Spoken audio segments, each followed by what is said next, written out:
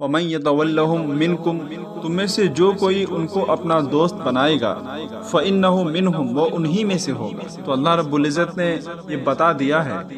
یہودی اور نصرانیوں کو کبھی اپنا دوست مت بناؤ،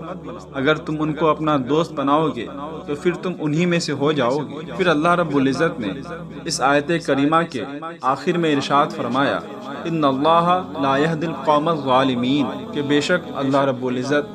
ظالموں کی قوم کو ہدایت نہیں دیتا ہے، وہ ہدایت یافتہ نہیں ہوتے ہیں بلکہ وہ گمراہ ہو جاتے ہیں، جہنم کے مستحق ہو جاتے ہیں۔ اسی لیے کہ ظلم کرنے والوں کے نصیب میں ہدایت نہیں ہوتی ہے، اسی لیے کہ وہ ظلم و ستم کرتے رہتے ہیں۔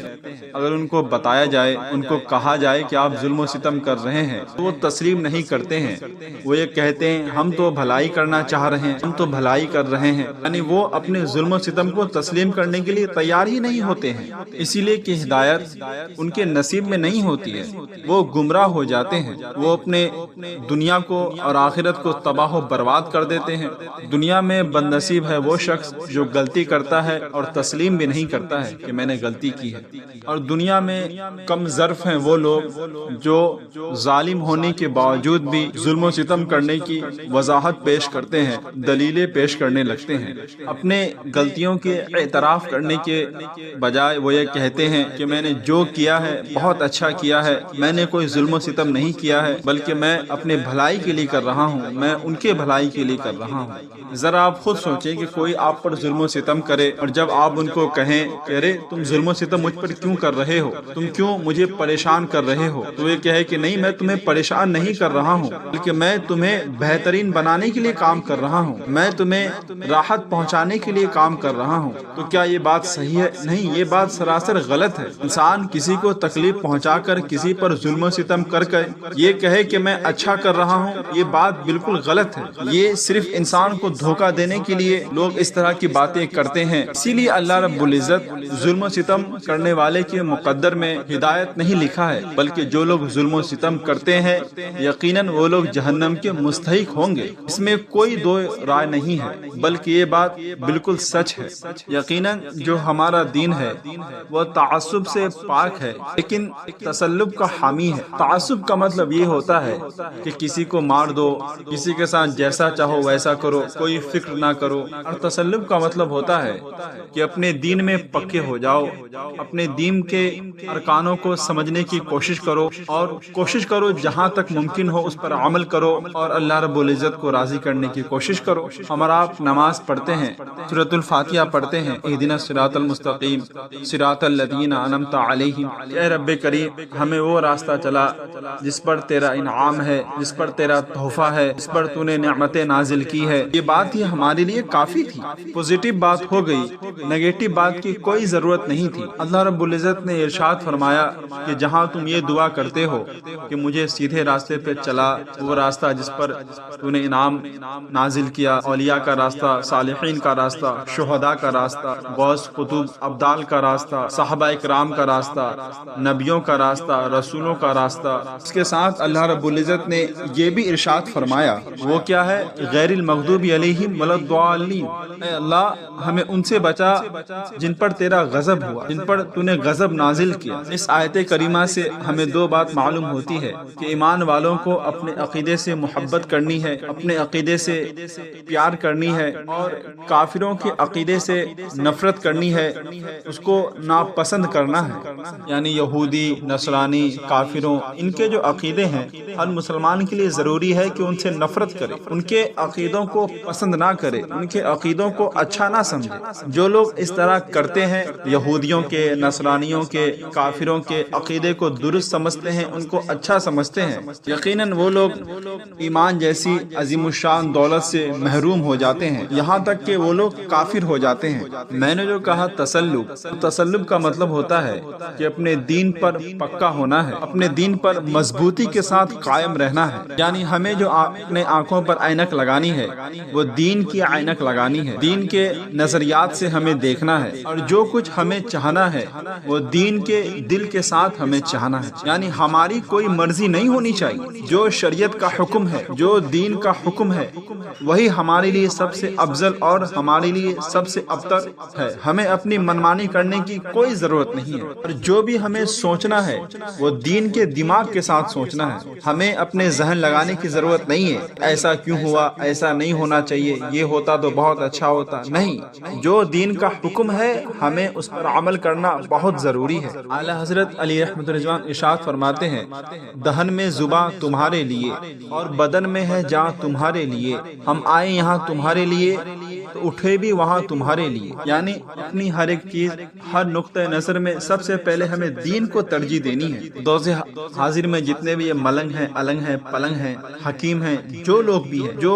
دنیا سے محبت کرنے لگے ہیں، جن کے دل میں دنیا بس گئی ہے، وہ لوگ یہ درس دیتے ہیں، وہ لوگ یہ کہتے ہیں کہ یہودی بھی اللہ کو پکارتے ہیں، نصرانی بھی اللہ کو پکارتے ہیں، ہندو بھی اللہ کو پکارتا ہے، سارے ہمارے اپنے ہیں، ہمیں ان سے محبت کرنی چاہیے، ہمیں ان کے فیسٹیول، ان کے تہوار میں شرکت کر کے ہمدردی دکھانی چاہیے، اپنا پن دکھانا چاہیے۔ در حقیقت میں یہ ایک ایسا جال ہے، یہ ایک میٹھی چھری ہے جس کے ذریعے وہ مسلمان کے عقائد و نظریات کو تباہ و برباد کر کے مسلمانوں کو جہنم کے مستحق کرنا چاہتے ہیں۔ وہ مسلمان کے عقائد و نظریات اور ایمان کے ساتھ کھلواڑ کرنا چاہتے ہیں۔ افسوس ہے کہ بھولے بھالے مسلمان ہمارے ایسے بھی ہیں جو ان کے جال میں پھنس جاتے ہیں اور اپنے ایمان و عقیدے کو تباہ و برباد کر لیتے ہیں، یہاں تک کہ وہ کافر ہو جاتے ہیں۔ اللہ رب العزت ہم لوگوں کو اس طرح کے بدبخت لوگوں سے بچائے، منافقوں سے بچائے، اور ہمارے ایمان و عقائد کہ اللہ رب العزت نبی پاک صلی اللہ تعالی وسلم کے صدقے میں حفاظت عطا فرمائے۔ تو ذرا آپ یہ سوچیں کہ یہ لوگ جو اس طرح کی باتیں کرتے ہیں کہ ہر پکارنے والا اللہ رب العزت کو ہی پکارتا ہے، تو کیا ضرورت تھی حضرت ابراہیم علیہ السلام کو بت کو توڑتے ہیں، بت کے پیر ہاتھ کو توڑ کے بت کو زمین پر ریزہ ریزہ کر دیتے ہیں؟ کیا ضرورت تھی ان کو؟ کیا ضرورت تھی کہ نبی پاک صلی اللہ تعالی علیہ وسلم نے بت کو توڑا، خانہ کعبہ سے بت کو باہر نکال کے پھینک دیا؟ کیا ضرورت تھی؟ یہ لوگ بس مسلمانوں کو تباہ و برباد کرنا چاہتے ہیں، مسلمانوں کو بہلا پھسلا کر ان کے دین کو چھین لینا چاہتے ہیں۔ یقیناً اگر تاریخی چیزوں کا مطالعہ کیا جائے تو ہم یہ چیز دیکھتے ہیں کہ ہر دور کے نبیوں نے، رسولوں نے غیر خدا کے ماننے والوں کے ساتھ جنگ کی ہے، ان کو مذہب اسلام کی دعوت دی ہے، اور یہ ارشاد فرمایا ہے کہ اللہ رب العزت ایک ہے، وحدہ لا شریک لہ، اس کا کوئی شریک نہیں ہے۔ جن لوگوں نے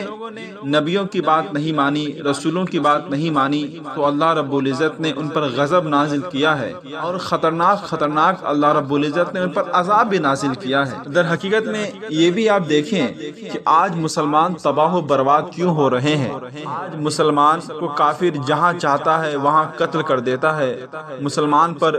ظلم و ستم کر رہا ہے، کوئی دیکھنے والا نہیں ہے، کوئی سننے والا نہیں ہے، کوئی سپورٹ کرنے والا نہیں ہے۔ آخر اس کی کیا وجہ ہے؟ ایک وجہ یہ ہے کہ جب سے مسلمانوں نے کافروں کو اپنا خیر خواہ سمجھا ہے، کافروں کو اپنا ہمدردی کرنے والا سمجھا ہے، جب سے مسلمانوں نے کافروں سے محبت کی ہے، کافروں کے فیسٹیول میں جا کر اپنی اظہار و محبت کو ظاہر کیا ہے، جب سے مسلمانوں نے کافروں کو اپنا رئیس سمجھ لیا ہے، کافروں کو اپنا حاکم سمجھ لیا ہے، کافروں کے ساتھ ہمدردی شروع کر دی ہے، اگر یقین نہ ہو تو تاریخی کتابوں کا مطالعہ کر لیں، تب مسلمانوں پر ظلم و ستم ہوا ہے، تب مسلمانوں کے خون کو بہایا گیا ہے، تب مسلمانوں کی عزت و آبرو کے ساتھ کھلواڑ کی گئی ہے۔ آج آپ ہندوستان کے ماحول کو دیکھ لیں، پاکستان کے ماحول کو دیکھ لیں، بنگلہ دیش کے ماحول کو دیکھ لیں، اور بھی بہت سارے کنٹریوں کے ماحول کو دیکھ لیں، وہاں کے مسلمانوں نے جب کافروں سے، یہودیوں سے، نصرانیوں سے محبت کی ہے، ان کو اپنا ہمدرد سمجھا ہے، تب ان لوگوں کے ساتھ ظلم و ستم کیا گیا ہے، ان لوگوں پر طرح طرح کی بموں سے بارش کی گئی ہے، ان کو مارنے کی سازش کی گئی ہے۔ اسی لیے ہر مسلمانوں کے لیے ضروری ہے کہ مسلمان ان لوگوں سے وہیں تک دوستی کرے جہاں تک شریعت اجازت دیتی ہے، جہاں تک شریعت نے ان سے دوستی کرنے کے لیے رخصت دی ہے وہیں تک ان سے دوستی کرے، حد سے زیادہ ان سے تجاوز نہ کرے۔ حد سے زیادہ بڑھ کر ان سے محبت نہ کرے، ان کو اپنا ہمدرد نہ سمجھے۔ اگر مسلمان ایسا کرتے ہیں تو یقیناً مسلمان اللہ رب العزت کی نافرمانی کرتے ہیں، رسول اعظم صلی اللہ تعالی علیہ وسلم کو ناراض کرتے ہیں، اور یہی لوگ جہنم کے مستحق ہو جائیں گے۔ انہی لوگوں کو اللہ رب العزت جہنم میں بھیجے گا، ارشاد فرمائے گا فی نار جہنم خالدین فیہ ابدا، کہ یہ لوگ جہنم میں رہیں گے، ہمیشہ ہمیشگی جہنم میں رہیں گے۔ مسلمانوں، ابھی بھی وقت ہے، اپنے آپ کو دیکھو، اپنے وقار کو دیکھو، اپنے اسٹیٹس کو دیکھو، یہ سوچو کہ اللہ رب العزت نے ہمیں دنیا میں کیوں پیدا کیا ہے۔ اللہ کے پیارے حبیب صلی اللہ تعالی علیہ وسلم نے ہمیں دنیا میں زندگی جینے کا کیا طریقہ بتایا ہے، ہمارے بزرگوں نے دنیا میں کس طرح سے زندگی جی ہے۔ یقیناً اگر ہم غور و خوض کریں گے تو ہم کامیاب ہو جائیں گے، ہم فلاح ہو جائیں گے، ہم جنتی ہو جائیں گے، ہم عاشق رسول ہو جائیں گے، اور ہم دنیا میں بھی عزت والے ہو جائیں گے، دنیا میں بھی ہم کامیاب ہو جائیں گے، اور یقیناً آخرت میں بھی ہم کامیاب ہو جائیں گے۔ اس طرح کی بہت ساری ایسی مثالیں ہیں جس کے ذریعے یہ بات ہمیں معلوم ہو جاتی ہے کہ کافر، یہودی، نصرانی ہرگز مسلمانوں کے ساتھ بھلائی نہیں کرنا چاہتے۔ یہ ہمیشہ یہی چاہتے ہیں کہ مسلمانوں کو مار دیا جائے، مسلمانوں کو تباہ و برباد کر دیا جائے، مسلمانوں کے اسٹیٹس کو گرا دیا جائے، مسلمانوں کو اپنا غلام بنا دیا جائے۔